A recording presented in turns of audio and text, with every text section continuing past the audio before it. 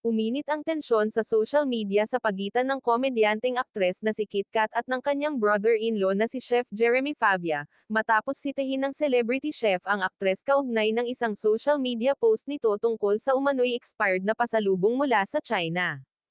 Sa viral post ni Kit Kat, makikitang inirereklamo niya ang produktong ibinigay sa kanila na ayon sa kanya ay lampas na raw sa expiration date base sa translation na ginamit niya.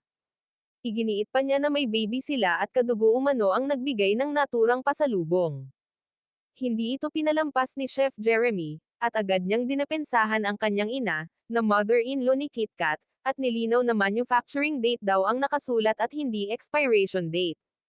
Diretso niyang pinangalanan si Kit Kat at sinabing ang pinahiya umano nito ay ang sarili nilang ina, ang lola ng anak ni Kit Kat.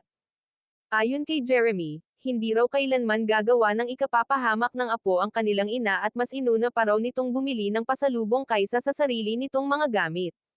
Dagdag pa niya, hindi ito ang unang beses na napahiya umano ang kanilang ina sa social media, at nanawagan siya na mag-fact check muna bago maglabas ng reklamo online. Agad na umani ng suporta ang post ni Jeremy mula sa ilang kamag-anak at kapwa-artista, kabilang ang komedyanteng si Ina Evans na nagpahayag ng pagkahiya para kay Kit Kat.